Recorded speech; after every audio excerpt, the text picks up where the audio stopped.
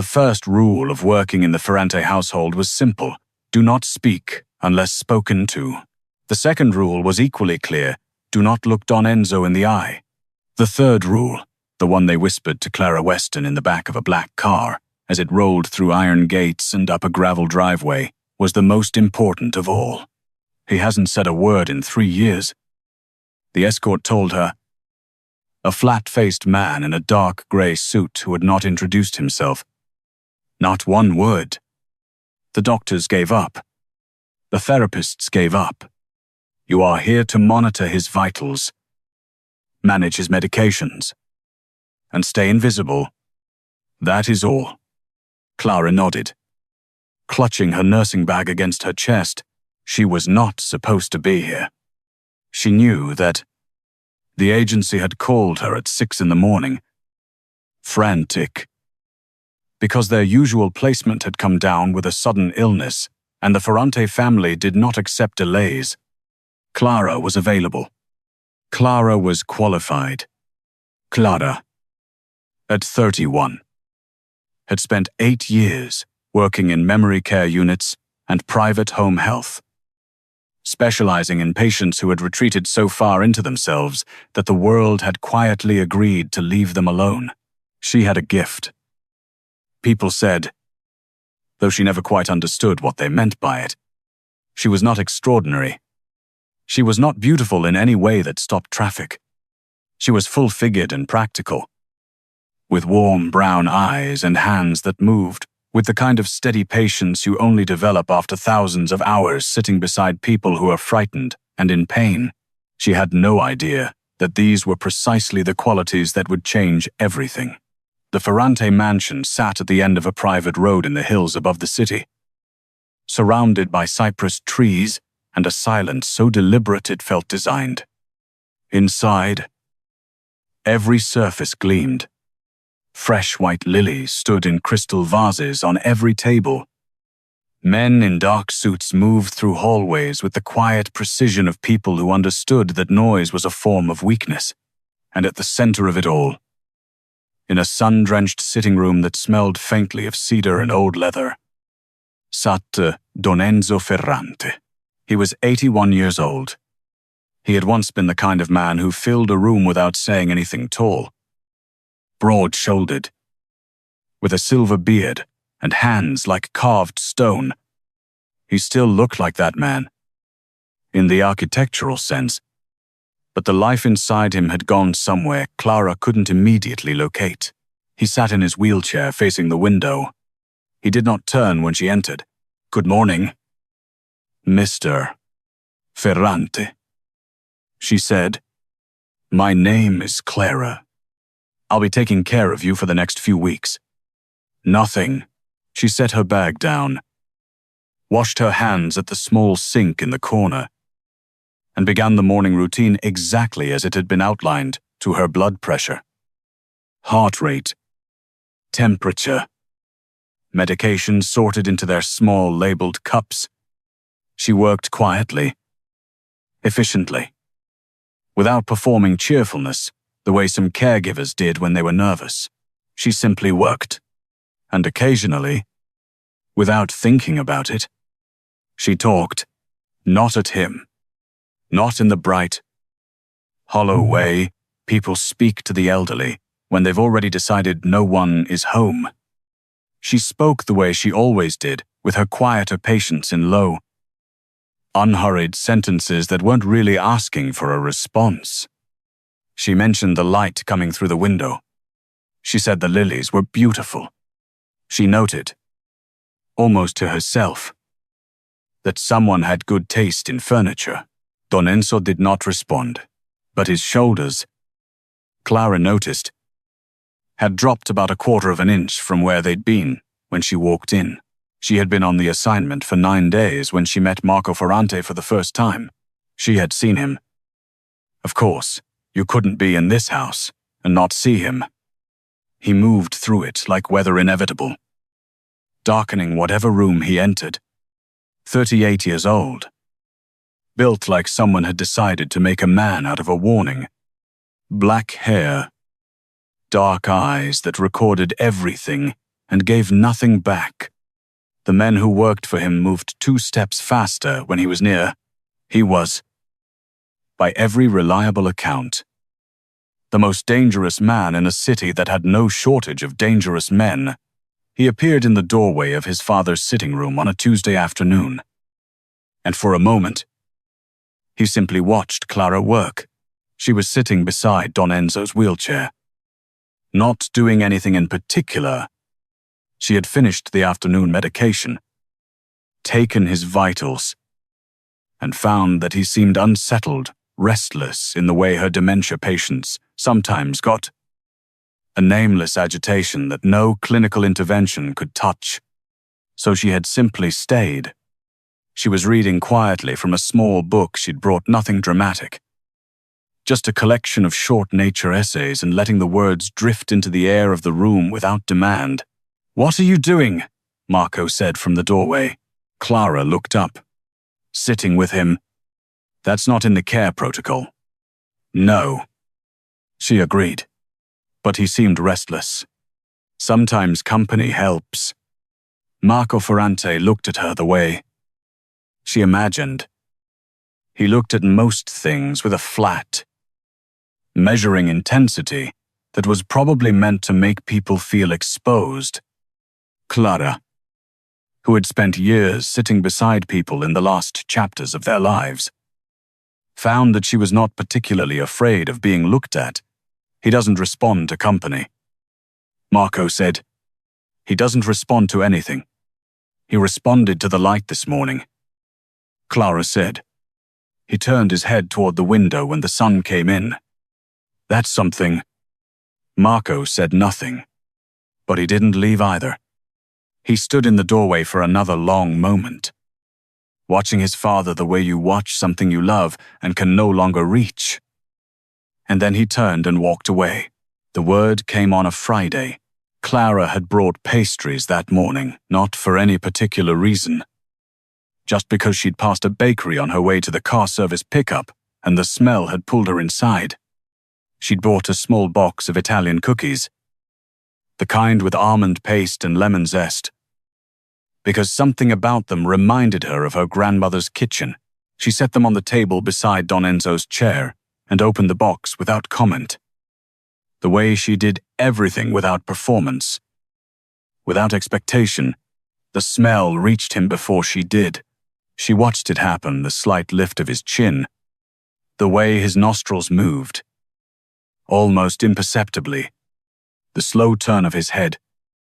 For the first time in 9 days, away from the window and toward the table, Clara felt her heart do something careful and quiet. "My grandmother used to make these," she said, still not looking directly at him, giving him the privacy of her peripheral attention. "Every Sunday. Her kitchen always smelled like this. Almond and lemon." She paused. "I never got the recipe right.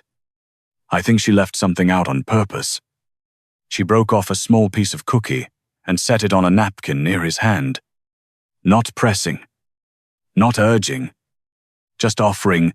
Don Enzo looked at it for a long moment, and then, in a voice that sounded like something being opened after a long time, sealed, he said one word: "Grazie." Clara did not gasp.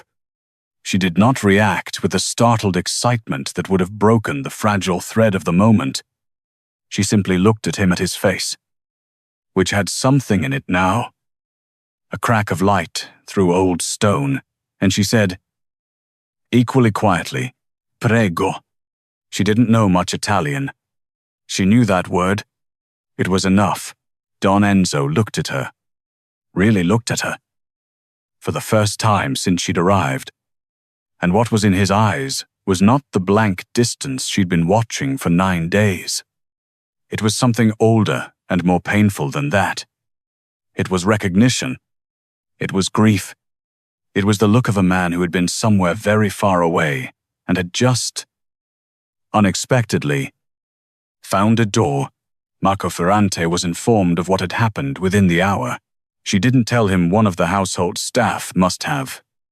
She heard footsteps in the hallway.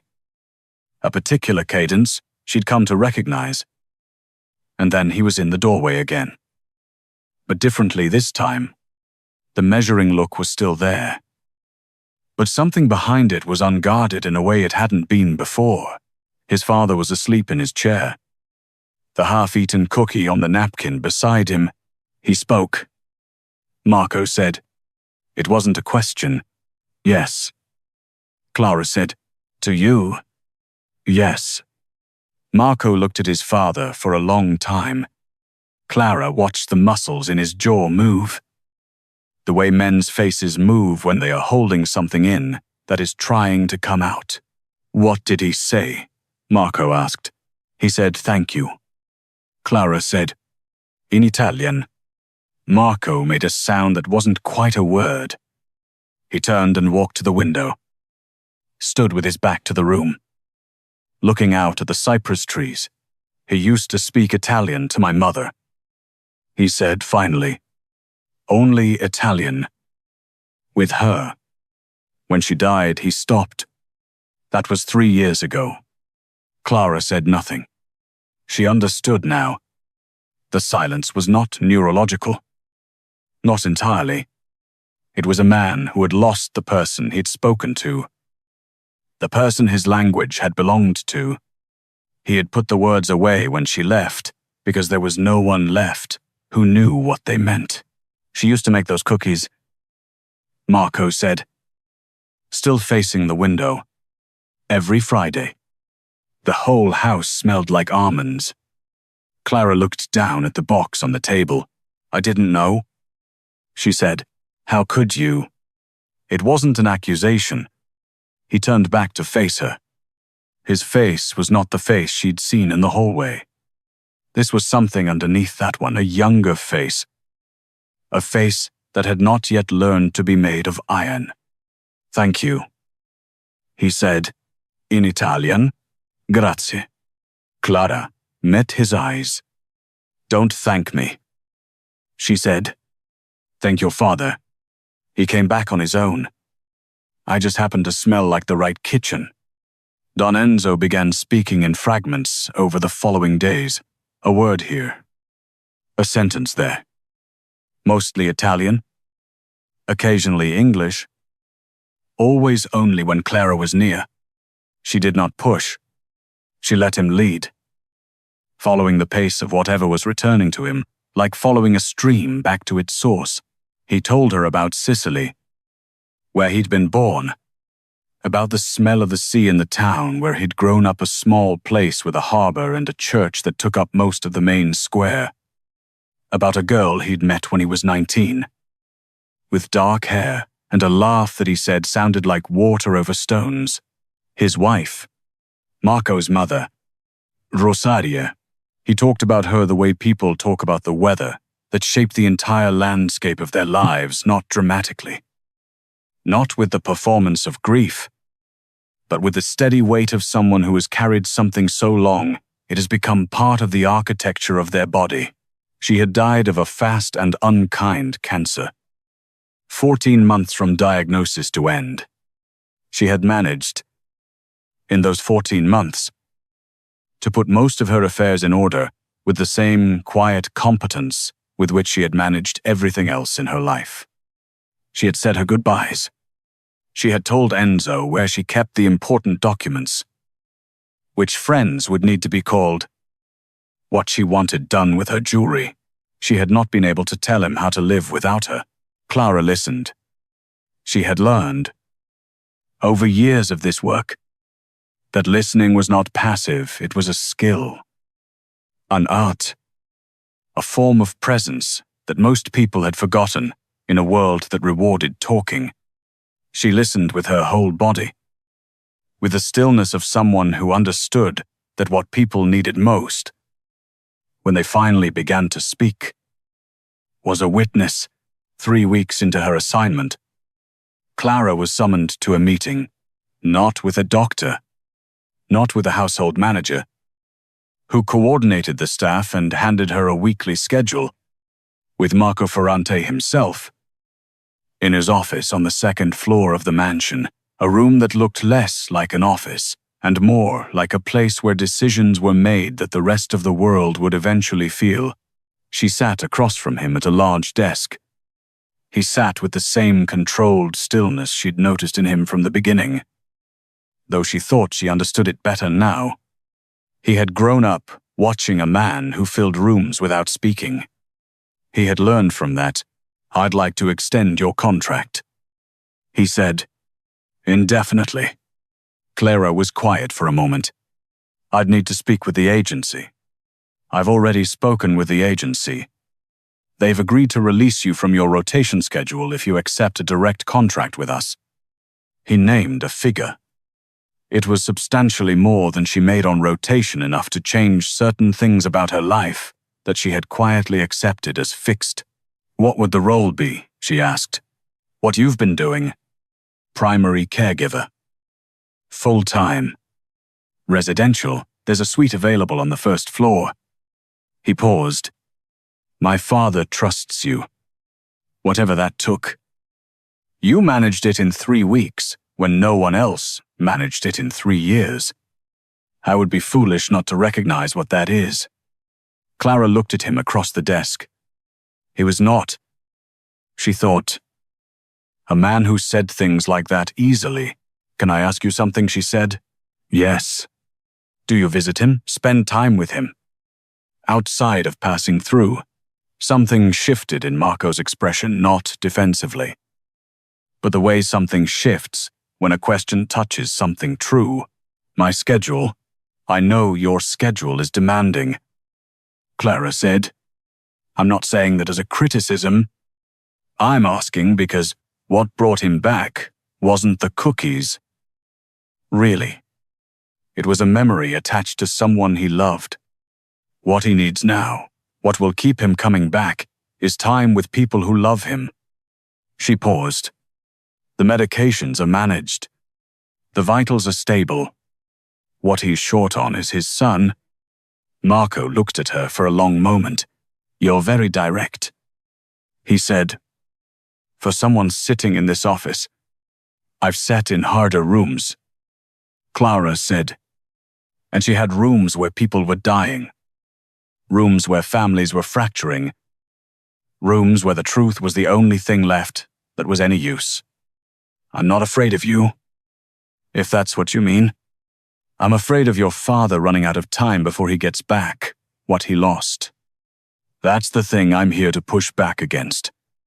The silence in the room was different from the silences she'd been navigating downstairs.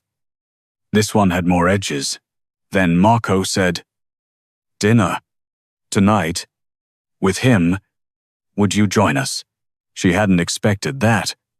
"I'm staff," she said. "My mother believed that anyone who shared a table shared equal standing." Marco said, "Tonight. You're a guest." Dinner was in the formal dining room, which was less forbidding than it looked because someone, she suspected the household manager, or perhaps some residual warmth baked into the walls from years of Rosaria Ferrante's presence, had placed the centerpiece at a human height and lit the candles in a way that made the room feel like an evening instead of a ceremony.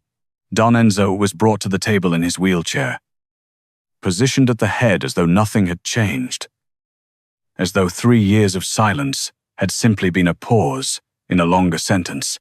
He looked at the table, at the candles, at the empty chair to his right, which had not been set. Something in his face moved. "She's not here," he said, in Italian, very quietly. Marco, sitting to his left, said low, "So, Papa, I know." And then, slowly, Don Enzo looked at Marco, really looked at him, the same way he had looked at Clara on the day of the cookies, and he said, "You look like her. Around the eyes." Marco went very still. "She never told you." Don Enzo said, "She thought it would embarrass you." His voice was rougher than it might have been once, the way old things are rougher. But it was present. It was in the room. "You have her eyes." I used to watch you sleeping when you were small. And I thought this one, she sent ahead of herself, so she'd always be here. Marco Ferrante, who ran an organization that city officials feared, who had never, to Clara's knowledge, shown anything that could be called softness in any of the weeks she'd watched him move through this house. Pressed his hand flat against the table and looked down at it for a moment. Papà, he said. Sì, figlio mio. Yes, my son. Clara looked very carefully at her water glass. She was not supposed to be here. She knew that she was the replacement. The last-minute call. The practical woman with steady hands who had wandered into this world smelling like someone's grandmother's kitchen and refused to be afraid of the silence. But she was here, and the table had 3 people at it. And one of them had been gone for 3 years and had just come home. She stayed, not because of the money, though the money was real and significant and would allow her to do things she had given up thinking about. She stayed because Don Enzo had begun to look for her in the morning. Turning his head toward the door, at the time she usually arrived with a particular alertness of someone who has started to expect something good, she stayed because there was a story being recovered in this house. Slowly, the way things are recovered after long submersion changed by the time underwater. But essentially themselves, and she felt the particular pull of that kind of work, which was less like medicine and more like archaeology. She stayed, though she did not yet say this to herself clearly, because of the man she watched every morning through the window of the sitting room, the way Marco Ferrante, who did not know how to be soft in his public life, came to sit with his father in the late afternoon and was, in those hours, someone else entirely, someone who leaned forward and listened, someone who laughed, quietly, at his father's stories, someone who had her eyes around the edges in ways that had nothing to do with color and everything to do with the quality of attention, the steadiness, the warmth underneath the wariness, the stubborn refusal to give up on what mattered. She was not thinking about that. Exactly. She was simply noticing it, the way, she supposed, she noticed everything. 6 weeks after her arrival, Don Enzo asked her to help him write a letter.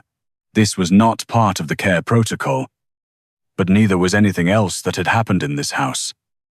So Clara pulled a chair close to his and took out her notebook. And Don Enzo Ferrante, the old patriarch who had once been the most feared man in 3 counties and was now a man who asked carefully for what he needed, dictated a letter to his son, not about business, not about legacy, or succession, or the things that men in his position worried about leaving in order, about love, about what it had meant to build something with another person, the real thing he'd built, which was not the organization or the houses or the cars, but the life with Rosaria, the years of coffee in the morning and arguments about small things and lying awake at night with her hand in his, listening to the city breathe outside the window, about what he wanted for Marco. Not safety. Exactly. Though of course safety. Not power. Something quieter than that. Someone, he said, and his voice was rough and certain, someone who wasn't afraid of the silence. Clara wrote it down. Her handwriting was even and clear. The kind of handwriting that comes from years of taking careful notes in environments where clarity matters. When she read it back to him, he listened with his eyes closed. Yes, he said. Esattamente. Exactly. She sealed the envelope and addressed it in his hand. The letters large and labored and completely legible. She left it on the hall table where Marco would find it. She did not know what it said about her that she recognized. The next morning, the quality of Marco Ferrante's stillness, when he came to find her in the sitting room, a different stillness than the contained, watchful one she'd grown used to. An opened stillness. the stillness of someone standing in a changed landscape. He wrote me a letter. Marco said, "I know." Clara said, "I helped him." Marco looked at her for a long moment. Outside, through the window, the cypress trees moved in a slow wind. "My mother would have liked you," he said. It was not a small thing to say. In this house, of this woman, Clara felt something settle in her chest, not dramatically. Not the way things settle in stories, but the way they settle in real life, which is quietly and with the full weight of what they mean. "Tell me about her," she said. And Marco Ferrante, who had spent 3 years holding his father's silence and his own, pulled a chair beside Don Enzo's, who slept peacefully in the afternoon sun, and began to talk.